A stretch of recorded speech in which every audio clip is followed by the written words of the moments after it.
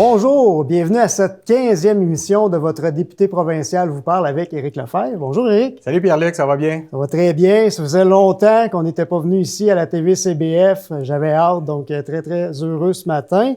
On a une belle émission. Oui, absolument. Vraiment des invités intéressants. Robert Béliveau, Monsieur Robert Béliveau, président de la Chambre de commerce et d'industrie Boisfand-Érable, va parler, entre autres, achat local et plein d'autres sujets. Aussi, on a Monsieur Normand Poniviera, directeur général de l'INAB, l'Institut national d'agriculture biologique, relié au cégep de Victoriaville. Lui aussi, on va parler d'achat local, achat local, autonomie alimentaire, agriculture biologique. Donc, une belle émission, deux invités intéressants. Robert Béliveau, justement, les défis que nos entrepreneurs vont avoir vécu durant cette pandémie-là. Robert est arrivé comme président de la Chambre là, en pleine pandémie là, au mois d'août 2020. Alors, on va parler avec lui des différents défis que la Chambre a connus. Et avec Normand de l'INAB, va nous parler également de toutes les inscriptions. Et une des grandes fiertés là, de l'INAB, c'est qu'on va l'apprendre, c'est la plus grande institut national au Canada. Agriculture biologique, même biologique. Pas loin d'Amérique du Nord, mais on se garde une petite gêne. Oui, c'est ça. Alors, on est bien fiers de ça. C'est vraiment impressionnant, tout à fait. C'est une belle fierté. Je sais qu'à l'Assemblée nationale, tu aimes ça en parler. Absolument. Exactement, parfait. Donc là, vaccination. C'est le sujet de l'heure. Monsieur Dubé en a parlé. Il nous reste à peu près 74 jours aujourd'hui, là, avant le 24 juin, qui est une date là, importante pour nous. Peut-être encourager les gens à y aller. Puis, Absolument, tu as raison, Pierre-Luc. Puis hier, Christian Dubé en parlait, le ministre de la Santé. On a vraiment, on le dit souvent, là, mais c'est vrai, là, c'est le dernier effort qu'on doit faire. D'ici le 24 juin, ou le 24 juin, on va retrouver 75 % de la population du Québec qui va être vaccinée.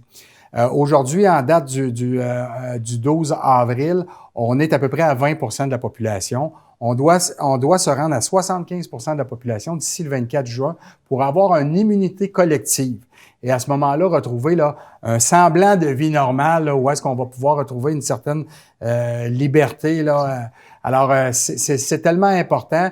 Et aujourd'hui, c'est la première journée là, de la vaccination sans rendez-vous au complexe sportif Sanimark. Et je me suis informé tantôt, là, déjà, il y avait une file d'attente, donc ça va bon train. Là. La vaccination va bon train dans les régions du Québec. Du côté de Montréal, là, en fin de semaine, je dois avouer que j'ai été un peu déçu. Là. Les rendez-vous, les gens se sont pas présentés dans leurs rendez-vous. Mais c'est tellement important. Là, j'invite toute la population à aller se faire vacciner là, le plus rapidement possible à partir du moment où est-ce que notre groupe d'âge ou par rapport à nos fonctions de travail vont le permettre là, de ne pas hésiter à y aller parce que c'est la seule façon qu'on a de se sortir de cette pandémie-là. Exact. Puis on constate la montée en puissance de la vaccination aussi. Le Québec qui se distingue au Canada. Donc, l'opération va bien. Puis aussi, là, beau temps, mauvais temps, il faut y aller. Il faut y aller.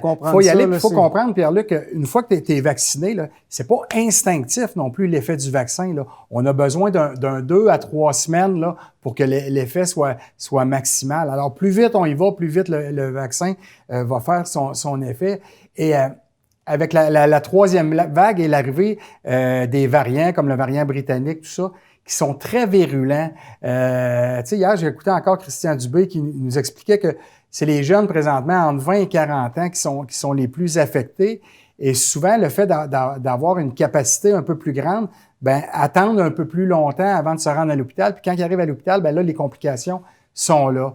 Alors, ça, c'est inquiétant. Alors, c'est pour ça l'importance de se faire vacciner. Et justement, dans les centres de vaccination, présentement, on a besoin de gens pour vacciner, mais également pour s'occuper de toute la logistique de nos centres de vaccination. Alors, s'il y a des gens, là, j'invite la population qui ont le goût de s'impliquer dans ce combat-là collectif, je vous invite à aller sur le site du CIUS MCQ ou sur le site de Je contribue. Et à ce moment-là, vous allez pouvoir vous inscrire également, là, faire votre part pour qu'on puisse s'en sortir tout le monde ensemble. Parfait. Je parlais du 24 juin. Là, en ce moment, là, les travaux parlementaires se poursuivent. De mémoire, c'est à peu près jusque-là, jusqu'à la Saint-Jean, comme on dit, la fête nationale. Ouais. Donc, là, en ce moment, peut-être expliquer un petit peu comment ça se passe. Là. Il y a une certaine gymnastique. Naturellement, là, on a une gymnastique parlementaire là, pour les travaux parce que même si on est en pandémie, il y a des projets de loi qui sont en cours. On se doit de continuer de faire fonctionner le Québec. Présentement, on est dans les études des crédits du budget du Québec. Alors ça, c'est des travaux qui sont importants, mais on les fait de façon réduite.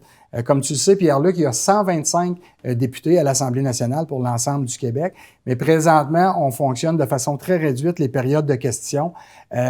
Au Conseil des ministres, on est 28 qui siégeons au Conseil des ministres, outre le premier ministre. Donc, ce qu'on a fait, c'est qu'on a divisé le Conseil des ministres en 2 groupes de 14.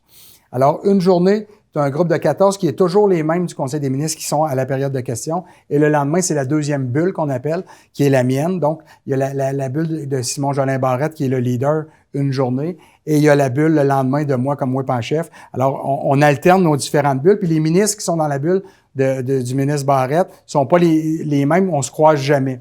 Comme ça, si jamais il arrivait quelque chose dans une des bulles, bien, il y aurait au moins la moitié du Conseil des ministres là, qui pourrait continuer à fonctionner au Parlement. Et les oppositions, naturellement, savent les ministres qui vont être présents, donc ils peuvent prévoir leurs questions en lien avec les ministres qui sont présents. Exact. Pour ce qui est du rôle du whip, c'est majeur pour les travaux parlementaires, mais il n'y a pas juste ça. Également, le service aux différents bureaux de comté, ça a dû changer. Oui, absolument. Écoute, ça a été, j'en profite là, pour remercier toute mon équipe de mon cabinet à Québec. Là. J'ai plus d'une vingtaine de membres de mon équipe au cabinet du whip à Québec. Et le centre de recherche ont donné un service incroyable, là, 7 jours sur 7, 24 heures sur 24, pour répondre à les questions de tous les bureaux de circonscription par rapport aux citoyens. Des questions appellent dans les bureaux de comté pour poser des questions. Tu entendais bien nos faits. Oh, oui. Et souvent, c'est des questions qui sont un peu plus pointues. Ouais. Alors, on a créé une ligne où est-ce que les employés peuvent nous poser la question à mon cabinet. Et à ce moment-là, les membres de mon équipe vont aller faire la recherche dans les différents ministères pour retourner la réponse aux citoyens. Et tout ça se fait en dedans de 24 heures. Alors, c'est comme je te dis, là, je suis vraiment fier de mon équipe à Québec là, qui fait un travail colossal. Exactement. Puis souvent, les mêmes questions reviennent, donc ça permet au moins de ne pas poser 50 fois la même question à un cabinet. Là, exactement, parce qu'eux aussi, là, tu donnes l'exemple du cabinet de la santé qui sont présentement débordés. Bien, à ce moment-là, au lieu d'avoir 75 appels pour la même question, bien, c'est nous qui redonnons, qui retransmettons l'appel. Parfait. Donc, ça fait le tour. Est-ce qu'on parle aussi pour les gens qui ont des problèmes de transport? De transport, oui, absolument. Oui. Justement, pour la vaccination, pour les gens qui ont besoin d'un service de transport. Pour la MRC d'Arthabasca, ben, je vous invite à contacter le Carrefour d'entraide bénévole des Bois-Francs. Alors, si vous avez besoin d'un transport dans la MRC d'Arthabasca, c'est le 819-758-4188. 758-4188. Et du côté de l'Érable, ben, il y a le Centre d'action bénévole de l'Érable, qui est le 819-362-68-98. Mais il y a également le service de transport collectif de la MRC de l'Érable, où on peut le rejoindre au 819-362-2333, le poste 1250. Alors, gênez-vous pas si vous avez besoin d'un transport, de communiquer avec une de ces 3 organisations-là.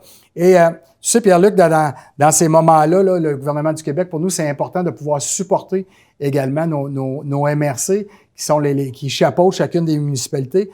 Je suis très heureux d'avoir annoncé la semaine dernière là, 1,5 million pour la MRC d'Arthabasca et la MRC de l'Érable pour aider justement à pallier les différentes entraves qu'il y a eu là, par rapport à la pandémie, mais également favoriser le virage numérique dans nos 2 MRC. Alors, une belle annonce qui a eu lieu encore une fois. Merci, Éric. Je cède ma place à M. Robert Béliveau, président de la Chambre de commerce. Merci. Alors, mon premier invité, il est membre depuis 1992. Il a été président de la CDEVR durant 6 années et il est maintenant président de la Chambre de commerce d'industrie Bois-Francs-Érable. Mon ami Robert Béliveau, bonjour. Salut Éric. Merci beaucoup, Robert, d'avoir accepté mon invitation. Ça me fait super plaisir. Écoute, Robert, président depuis le 26 août 2020, tu es arrivé comme président de la Chambre en pleine pandémie. Merci d'avoir accepté de relever le défi. Écoute, Robert, comment a été ton entrée à la présidence en pleine pandémie? Comme je l'ai laissé entendre un petit peu lors de l'Assemblée générale, entre autres, c'est que quand tu arrives dans une situation comme celle-là, c'est un peu... Je me suis mis vraiment dans une position, parce qu'à l'âge que j'ai 58 ans, là, à l'âge que j'ai vécu des récessions. Alors, je me suis retrouvé un peu comme dans une situation de récession où là, il y a une crise, il faut la gérer.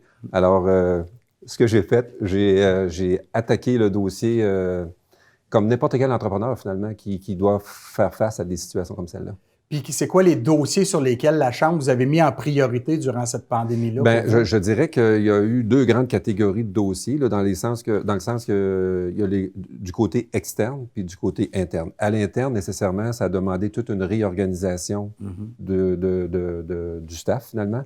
Après ça, les activités. Vous savez que la Chambre a deux grandes sources de revenus, le membership et les activités. On s'entend que les activités sont terminées. Alors là, il faut tout repenser la façon qu'on va faire les activités.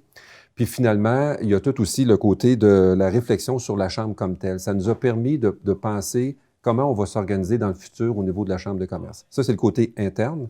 Maintenant, du côté externe, mais nécessairement, on est là pour nos membres. OK? Alors, on a servi beaucoup de courroies de transmission entre tous les programmes et nos membres, finalement, parce que là, les programmes, ça sortait aller-retour. C'est à tous les jours le point de presse du premier ministre et le fédéral à travers ça. Fait qu'on essayait de servir de courroie de transmission pour démêler un peu nos entrepreneurs. On a aussi joué un rôle important, un catalyseur important pour toute l'approche de l'achat local. Parce que là, finalement, on ne pouvait plus faire grand-chose, si ce n'est que de s'entraider entre nous autres. Puis on organisait ensemble une campagne, justement, d'achat local. Là, Exactement. Où est-ce que les gens avaient des chances de gagner au-delà de 5 000 de prix? Oui, puis je dirais même 10 000 de 10 000 prix. de Avec prix. Ta collaboration, on a pu se rendre à 10 000. Alors, c'est tout ça qui a fait qu'on on a comme resserré nos liens. Puis comme je le disais, il n'y a pas une campagne de publicité qu'on aurait pu faire pour favoriser l'achat local comme on l'a eu là. Donc, la pandémie, c'est pas drôle, mais ça a eu ses effets bénéfiques aussi. Puis, dernier point, on a créé une page Facebook, Victo Érable, donc pour favoriser la transmission de communication entre les entreprises et les citoyens. Finalement, on a plus de 8 300 membres aujourd'hui à cette page-là. Fait que là, ça s'échange entre, voici, moi, je suis un entrepreneur, j'ai des choses à offrir. Est-ce qu'il y a des citoyens qui seraient intéressés à... Puis là, il y a des échanges, finalement, entre les parties. Ouais. Moi, je pense que la pandémie, Robert, là, je pense qu'on voit qu'il y a maintenant des valeurs qui avaient été un peu perdues, comme la solidarité, l'entraide, tout ça. On sent maintenant beaucoup les gens là, se serrer les coudes entre eux. Puis l'achat local, il y a un effet de plus en plus instinctif des gens de dire, moi, là, je veux m'occuper des gens, je veux supporter mon monde, autant régionalement, mais même à la grandeur du Québec, là. Ça sera un point positif, en tout cas, qui pourra rester de cette pandémie. Il ressort toujours des choses positives de quelque chose. Tu sais, dans l'adversité, on dit tout le temps, il y a des affaires bonnes qui ressortent de ça. Puis moi, je regarde, là, tu sais, on a pris conscience de bien des éléments, que ce soit au niveau, exemple, à l'échelle canadienne, mais qui a eu un impact sur l'échelle provinciale, les fameux masques. On se rappellera, on était très, très dépendant de la Chine à ce moment-là pour les masques. Alors aujourd'hui, on s'est dit, non, là, regarde, ça n'a pas de bon sens. Puis là, je regarde, on va être bientôt sur le web avec le ministre de l'Agriculture cette semaine. Ben oui, puis dîner-conférence. Puis là, on parle beaucoup de l'autonomie alimentaire. Et ça, c'est quelque chose qui, moi, me touche depuis très longtemps comme agronome. Puis là, je me dis, bien, regarde, c'est parfait. On prend conscience, comme tu le dis, de choses qui auraient été plus longues à faire si ce n'était pas arrivé. Oui, absolument. Je pense que ça a accéléré le processus.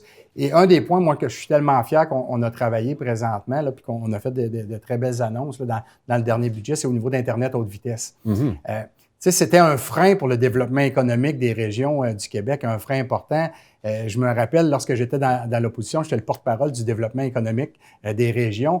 Puis, dans mes questions, je disais toujours, tu sais, par exemple, l'agriculteur au bout du rang 10, c'est une PME maintenant. Tu sais, ils ont les robots de traite, ils travaillent avec Internet, ils ont besoin d'Internet. Puis ce sont des gros entrepreneurs avec des investissements très importants. Et là, on parle là, d'octobre 2022 que l'ensemble des résidents du Québec vont être branchés. Donc, on va avoir une longueur d'avance vraiment là, en Amérique du Nord là, du côté d'Internet. Alors ça, c'est une grande fierté. Là. Alors, tu n'as pas à me vendre l'idée de dire que toute la classe agricole, entre autres, mais aussi tous les citoyens qui se retrouvent en milieu agricole aujourd'hui avec le télétravail, là, ça a comme aussi favorisé l'accélération de l'implantation de ce type d'outils-là, qui aujourd'hui, on ne peut plus se passer. Donc, on le voit. Hein. Puis on l'a vécu, comme tu dis, avec le télétravail, l'école à la maison. Exact. Là, nos enfants étaient à la maison, pas d'Internet. Fait que là, on se devait là, de prendre là, vraiment, comme on dit, le taureau par les cornes. Et à la fin du dossier, c'est le premier ministre lui-même qui a pris le dossier d'Internet, là, puis de mettre les grands joueurs autour de la table pour pouvoir diviser, là, dans le fond, la map, la carte du Québec, puis de dire, écoutez, il faut brancher tout notre monde, puis on règle le problème. Alors, je pense que pour le développement de notre région, mais également de l'ensemble du Québec, là, c'est un bel atout. C'est assuré. Bien, Robert, je ne sais pas s'il y a d'autres points que tu aimerais nous jaser. Au niveau du membership, ça dit quoi, malgré la pandémie? Est-ce que les gens... À notre grande surprise, et on remercie encore beaucoup tous les entrepreneurs de la région Arthabasca-Érable, parce que dans les faits, on a atteint le même nombre de membres que l'année précédente. On avait une petite crainte, honnêtement. C'est certain qu'avec ce qui se passait, on avait une crainte. Mais finalement, on a 1200 membres encore aujourd'hui, 850 entreprises qui sont inscrites. Alors, il y a cette solidarité-là, puis on fait tout le temps des téléphones quand c'est le temps de faire de la sollicitation. Puis j'ai même sollicité du monde pendant la pandémie, pendant que c'était pas facile, là. Puis le monde dit, regarde, parfait, oui, on va faire partie de la Chambre. Puis la solidarité, elle est importante à ce moment-ci de notre vie. Alors, pour nous autres, ça devient très important parce que, comme je le disais d'entrée de jeu, la Chambre vit de son membership et des activités. On retranche les activités, on comprend que faut gérer serré, mettons. Oui. Puis, il faut se rappeler aussi aux entrepreneurs, puis je m'adresse aux entrepreneurs qui sont peut-être seuls ou avec un employé dans leur entreprise. Il y a une place pour eux là, à la Chambre de commerce. Puis souvent, quand on est entrepreneur, on est seul ou avec un employé. Des fois, on vit des moments qui sont plus difficiles, puis on a besoin de ressources. Mais la Chambre de commerce est là pour ça. Puis on a des travailleurs autonomes jusqu'à la grande entreprise là, à l'intérieur de la Chambre. Exactement. Puis c'est ce qui fait que c'est la force de la Chambre aussi, parce que ce qu'il ne faut pas oublier, c'est qu'on est quand même, il faut se le dire, là, on est bien positionné sur le plan géographique entre Montréal et Québec. On est quand même en région, mais la force et le dynamisme de la Chambre de commerce d'industrie Bois-Franc-l'Érable nous positionne dans les 5 plus grandes chambres au Québec.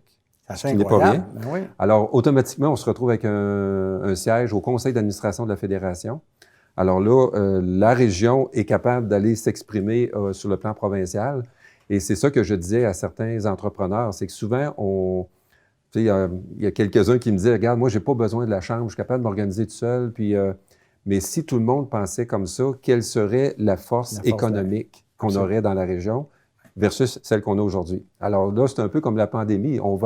Si on atteint 75% d'immunisation, le 25%, c'est compliqué, ils vont avoir de bénéficier de ça. Ouais. Mais c'est un peu la même chose. Il faut penser solidarité par les temps qui courent. Oui. Alors, j'invite justement là, nos entrepreneurs, entrepreneureux à devenir membres de la Chambre. J'invite peut-être là, la TVCBF de mettre le numéro de téléphone également, de l'adresse courriel de la Chambre. Et n'hésitez pas à communiquer avec Stéphanie Allard, la directrice générale, et toute son équipe, une équipe très dynamique qui est là pour vous. Alors, Robert, merci infiniment d'avoir été avec moi aujourd'hui. Ça m'a fait plaisir. Super cool. Et je te dis à très bientôt dans les prochaines activités de la Chambre, là, parce que comme dirait mon ami Christian Dubé hier, là, il reste 75 jours, 74 aujourd'hui, avant le 24 juin, où est-ce qu'on va avoir atteint le 75% là, de vaccination au niveau de la population québécoise. Alors, moi, j'ai bien confiance là, qu'on puisse retrouver un semblant de vie normale puis qu'on puisse se recroiser dans des activités de la Chambre. On va être prêts. Merci, Robert. Merci. À bientôt. Bonne journée. Alors, comme deuxième invité, je dois vous avouer que je suis très heureux de l'accueillir à mon émission. Il est directeur général de l'Institut national d'agriculture biologique du Cégep de Victoriaville et c'est le plus grand centre de formation et de recherche en agriculture biologique au Canada. Normand Poniviera, bonjour. Bonjour, Éric. Ça va bien, Normand? Toujours bien. Merci beaucoup d'avoir accepté mon invitation. Le plaisir est pour moi. Normand, tout d'abord, pour le bénéfice des téléspectateurs, l'INAB. Qu'est-ce que l'INAB? Bien, dans le fond, l'INAB, ça regroupe tout le côté enseignement en agriculture du Cégep. Ça regroupe également les 2 centres de recherche là, qui sont rattachés à l'agriculture au Cégep et aussi l'incubation. Évidemment, dans les centres les 2 CCCTT qu'on a au niveau de la recherche, le CISA et le CETAB. Donc, le CETAB qui est beaucoup plus actif au niveau là, technique en production agricole biologique. Quant au CISA, lui, interagit beaucoup plus à l'innovation sociale en agriculture. Ce qui fait que le Cégep a voulu regrouper sous une même direction tout ce qu'on faisait en agriculture au niveau du Cégep de Victoriaville. Et ça, c'est vrai, là, c'est le plus grand centre de recherche au Canada. Effectivement, à l'heure actuelle, on approche là, 90 employés au total. Là, dans le fond, si on inclut tout le personnel administratif, les directeurs, coordonnateurs, les enseignants, les ouvriers, les techniciens, les chercheurs. Donc, ça fait beaucoup de monde au niveau là, de tout le centre comme tel, de l'INAB. Et on est le plus gros au Canada. Puis, même en Amérique du Nord, là, hein? On hésite à dire qu'on est le plus gros, là, on se garde une petite gêne. Puis si tu me fais une petite visite virtuelle là, pour que les gens puissent comprendre, bon, naturellement, quand on entre, là, on a des salles de formation, là, des cours standards, mais après ça, peux-tu nous faire une petite visite là, virtuelle là, de l'INAB? Bien, dans le fond, au-delà des classes comme telles, évidemment, on a les serres que les gens peuvent voir. Là. On a 4 serres qui sont dédiées pour plusieurs cours en production biologique. C'est comme quoi, Normand, qu'on peut avoir dans ces serres-là qu'on peut... Généralement, ce qu'on fait, c'est beaucoup présentement, durant la session d'hiver, on a des tomates, des concombres, on va avoir des piments, on va avoir des aubergines. Donc, c'est les productions qu'on fait à l'heure actuelle. Ça sert au niveau des cours des élèves pour apprendre les différentes techniques de production.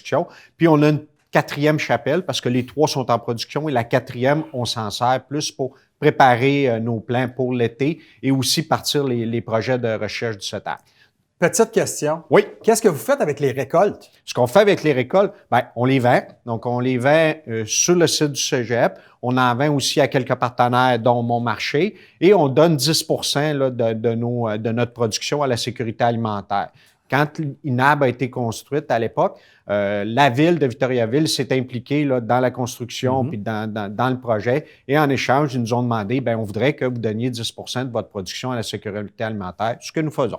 Bravo, bravo. Au niveau des demandes d'admission, ça peut ressembler à quoi le nombre d'élèves qui passent? Donc, à l'heure actuelle, à l'INAB, on a autour de 200 élèves présentement. Dire une chose, là, quand on est arrivé au mois d'août l'année dernière, juste avant de commencer la session, là, on se relevait tranquillement de la première vague de la pandémie, on avait plus de 270 élèves attendus à l'INAB.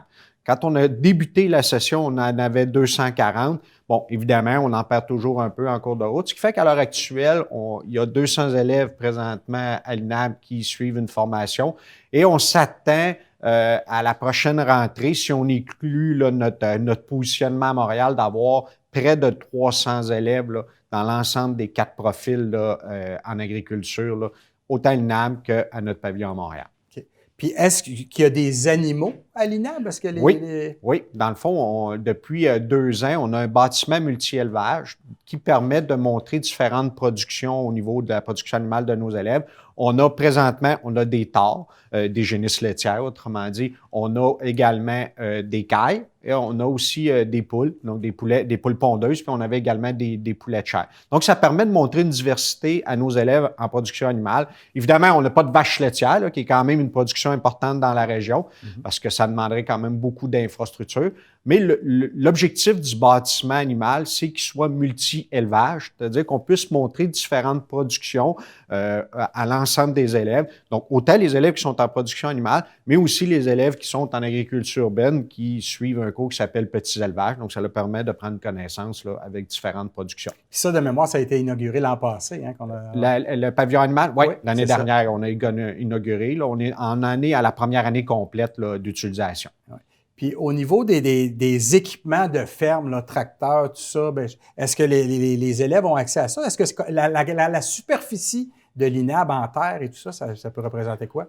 Dans le fond, on a 55 hectares là, de superficie qui sont tous certifiés biologiques, qu'on partage, là, dans le fond, tant pour la formation que pour la recherche. Donc, le CETAB utilise une partie des superficies de l'INAB pour des protocoles de recherche, tandis que l'autre partie va être utilisée autant pour les élèves en production maraîchère bio ou en production fruitière biologique, et nos élèves aussi en production animale qui vont pouvoir interagir avec les équipements agricoles pour faire notamment des cours en grande culture. Donc, l'ensemble des élèves utilisent toutes les superficies qu'on a disponibles, tellement qu'à l'heure actuelle, on est à pleine capacité là, dans nos infrastructures. OK.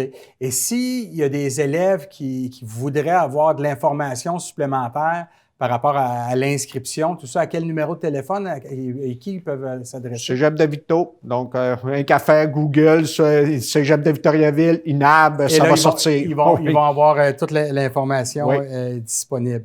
Et en terminant, je vais te laisser le mot de la fin, peut-être par rapport à toi, ton intégration dans l'INAB, comment ton arrivée, ça fait depuis 2 ans? Je suis arrivé au mois de juin 2019, donc ça va bientôt faire 2 ans. Donc, je suis très content d'être ici à Victoriaville parce que dans le fond, moi, avant de devenir directeur de l'INAB, j'ai été enseignant en agriculture pendant plusieurs années. J'étais agroéconomiste de formation, donc j'ai enseigné pendant plusieurs années. Je suis aussi copropriétaire d'une ferme laitière. Dans quelle région? Dans la région du Saguenay-Lac-Saint-Jean, à Jonquière. Donc, j'ai une ferme laitière, puis mon garçon, tranquillement, pas vite, se prépare à prendre la relève de l'entreprise, qui a démarré une production maraîchère biologique. Donc, moi, je connaissais Christian Héon, qui est le directeur des études ici à Victoriaville, puis à un moment donné, il me fait signe, il dit « Normand, ça sera un poste pour toi. Je t'ai retourné travailler sur mon entreprise. » Ah, il dit « Christian, c'est correct. » J'ai dit « Je vais venir faire un tour pour voir. » Fait que je suis ici maintenant, puis j'ai beaucoup de plaisir à être ici à Victoriaville, là, parce que j'étais déjà venu dans ma jeunesse, là, très jeune, à l'Expo de printemps, donc à Victoriaville. Je suis venu voir mes anciennes amours. Bon, c'est bien. Très heureux de t'avoir parmi nous déjà depuis quelques années à l'INAB. Et encore une fois, bravo à toi, bravo à toute ton équipe. Honnêtement, je dois te dire que pour moi, là, quand je me retrouve à Québec et quand je parle de l'INAB, là, pour moi, c'est une très, très grande fierté. Et je suis toujours très heureux d'avoir la chance de faire visiter mon collègue André Lamontagne, ministre responsable de l'Agriculture et des Pêcheries du Québec. Daniel Mécan, la ministre de l'Enseignement supérieur également, pour qui j'ai parlé beaucoup de l'INAB. Alors, c'est toujours une grande fierté. Et justement, demain, on reçoit, là, on avait la Chambre de commerce tantôt, demain midi, André Lamontagne, qui va être notre conférencier, qui va nous parler justement de l'agriculture durable et d'autonomie alimentaire. Et c'est directement en lien là, avec ce que vous faites. Effectivement. Alors, bravo, puis merci encore une fois. Et je te dis à très bientôt, Normand. Merci, Éric. Alors, merci beaucoup à mes invités d'aujourd'hui. Merci également à mon co-animateur Pierre-Luc. Merci à tous les gens ici dans les studios. Et j'invite la population, naturellement, encore une fois, à aller se faire vacciner. C'est la clé pour se sortir tous ensemble de cette pandémie-là. Et je vous dis à très bientôt. J'ai hâte de pouvoir vous retrouver sur le terrain. À très bientôt. Bye-bye.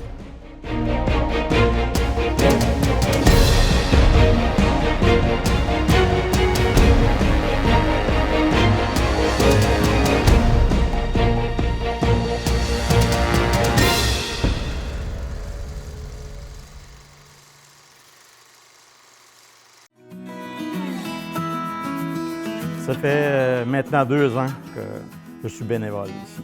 Moi, c'est parce qu'ici que j'aime le bénévolat ici parce que c'est un esprit familial qui nous met tout à l'aise. Ça me valorise. Je me sens un petit peu important de travailler pour les gens qui m'ont donné un jour la chance et c'est à mon tour de leur donner une chance de promouvoir leur talent. Je suis Gérard Saint-Cyr et je suis bénévole.